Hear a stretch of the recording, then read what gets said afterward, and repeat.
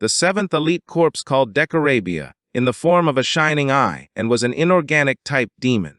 He was also one of the 10 elite corpses whose true identity had been revealed before Vikar returned in time. This creature had existed as an artifact inside the treasure warehouse used by the Academy, and later on it was awakened by the demons, becoming a great source of power for them during the era of destruction. Vikar clenched his fists and with a serious gaze began to look at the ground and sank into his thoughts. He was very lucky to have found the opportunity to cut off the root and would be able to avoid a future calamity. His eyes began to shine with determination. He decided to enter among the top 10, access the treasure warehouse and destroy Decorabia. Vikar returned to the train car where the others were and grabbed the doorknob. Slowly he opened the door and began to walk inside, and instead of mocking him, Granule began to look down in silence. He threw the bottle to the ground, lowered his head before Vikar, and began to babble. His face was pale, and he was drooling. Granule began to shake his head from side to side like a madman. Vikar entered the train car and began to observe him with a serene gaze and then nodded his head.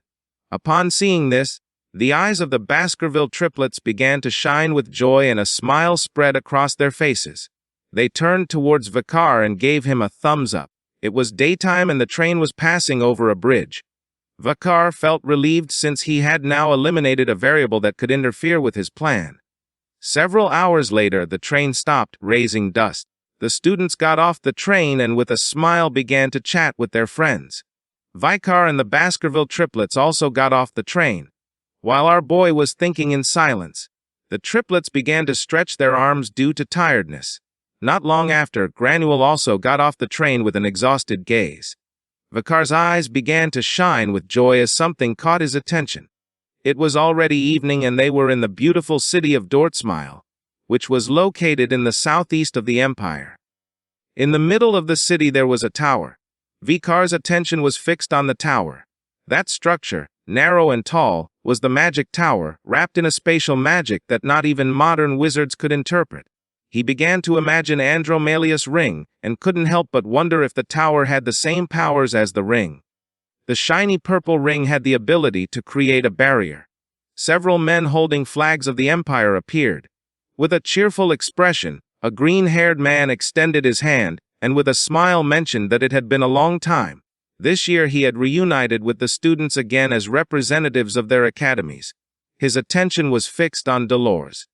While her eyes were shining with determination, she placed her hands over her abdomen and began to show a smile. She was the representative of the Colosseum Academy. Geraggio, a man who wore wolf skin on his head, crossed his arms and his eyes began to shine with excitement. He was the representative of Boot Camp Varangian. A brown-haired woman put her hand on her waist and began to show a smile. She was Lovegood, representative of the Themyscira Women's University. Dolores approached them and with a smile asked how everyone was. Lovegood, who had her hand on her waist, turned toward her and with a smile mentioned that in her opinion they looked the same as last time. Geraggio, who had his arms crossed, mentioned that it had been a little less than a year. The green-haired man extended his hand and revealed that 11 months, 3 days, 11 hours, 43 minutes, and 12 seconds had passed. Geraggio's eyes began to shine with joy and he couldn't help but smile since he remembered that his name was Proud and Cunning. For him his name was still funny. Proud and Cunning began to touch his glasses, and with a serious gaze mentioned that his name was hard to understand for a brain full of muscles. He was the representative of the Magic Tower. Bianca's attention was fixed on them and her eyes filled with confusion. She could not believe that his name was Proud and Cunning.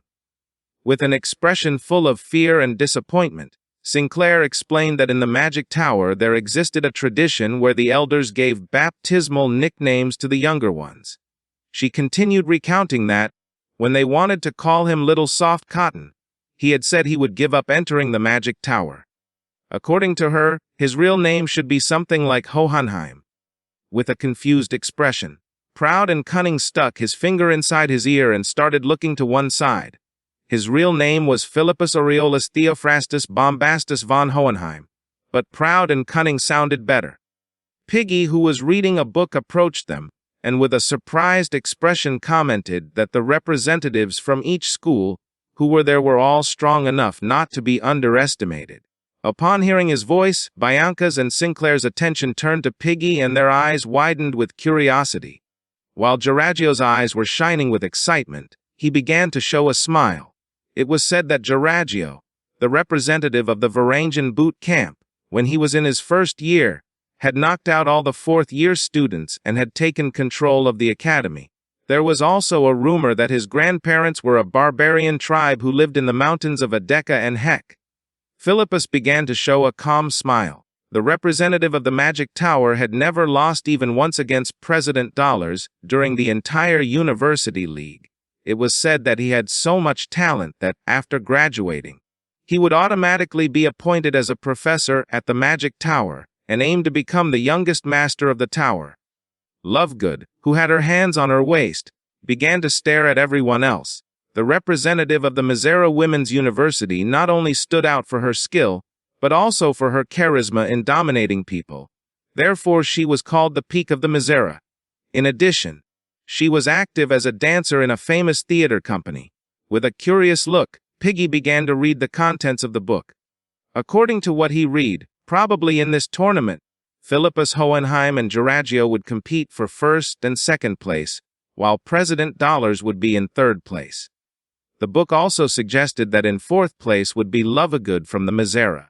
Sinclair began to observe Piggy in silence, not knowing what to say. With a confused gaze, Bianca asked where Piggy had gotten all this information. Just then, someone extended their hand.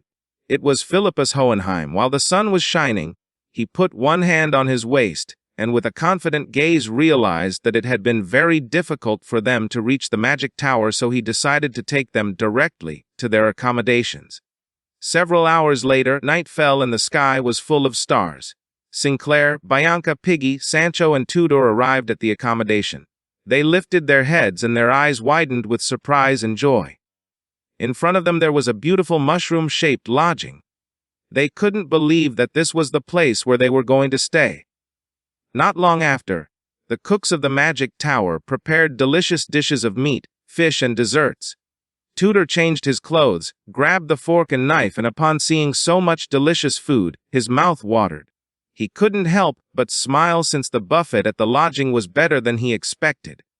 Piggy, who was sitting next to Sinclair, started turning his head from side to side with a confused gaze. He asked if anyone had seen Vikar since he was starting to get worried. With a serious gaze, Bianca began to point at the table where Vikar was. Tudor put the fork on the table and asked Piggy to stop worrying about Vikar and advised him to worry about himself. The students were eating quietly. Each academy had brought 21st-year students, 32nd year and 53rd year, which added up to a total of 100 per school. Of the 400 participants in total, only the top 10 would have the opportunity to obtain an artifact. Bianca, who had her head resting on her hand, began to look sideways with a furious gaze, seeing her expression. Tudor's attention focused on her, leaving him somewhat confused. When one of the students went for some food, he saw that there was nothing left since a man from Boot Camp Varangian put all the food on his plate and walked away with a smile. The plates of the students from the Varangian Boot Camp were full of food. Bianca's attention was fixed on them. She was furious because they had to share lodging with the Varangians, and she didn't like their lack of manners. With an enthusiastic smile, they got ready to fill their plates again and pushed aside the other students since, according to them, in meals, what mattered was rotation, and that meat should keep coming without stopping. They claimed that the key was in the first 5 minutes, because if you let those pass, you wouldn't eat much, and for them, quantity mattered more than quality. The girl shot off to one side, but just before she could fall to the ground, Sancho appeared and grabbed her by the shoulder. With a grateful gaze, she thanked him. While the students from the Varangian boot camp were distracted, Sancho called their attention and mentioned that if they ate everything there would be nothing left for others to eat. Upon hearing his voice, their eyes widened with curiosity and they turned around. With a serious gaze, Sancho extended his hand and mentioned that they were cutting the line, revealing that they were bothering everyone. Upon hearing this, Tudor's and Piggy's eyes widened in surprise and their jaws dropped in shock. The man with the ponytail began to point at Sancho with the kitchen tongues. started staring at him intently and asked where the line was at the buffet, and also why the students from Colasio Academy were making such a fuss. The girl hid behind Sancho, and instead of feeling fear, he began to show a calm expression. Sancho began to get angry. He was afraid of losing muscle mass if he got mad, so he had tried to ignore them. But he knew this was not going to work. The man's eyes began to shine with rage. He clenched his teeth when he saw that he looked like Sancho. He had not been able to recognize him because he was wearing the academy uniform. He mocked Sancho by calling him a coward for having fled after finishing the entrance exam to Varangian. Using his hand, Sancho pushed aside the kitchen tongues, let out a sigh, and revealed that the reason why he had not gone to Varangian was because he had obtained first place in Varangian, but fifth place in Colasio Academy. He thought there was more to learn at Colasio Academy. He crossed his arms and with a serious gaze asked who he was. The man's eyes filled with rage. He clenched his fist and introduced himself as Balasan, whom Sancho had met during the exam.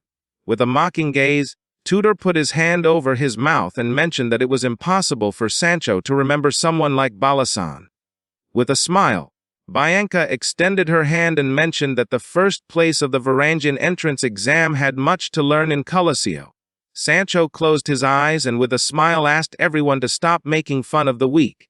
Upon hearing this, Balasan crushed the kitchen tongues with an angry expression.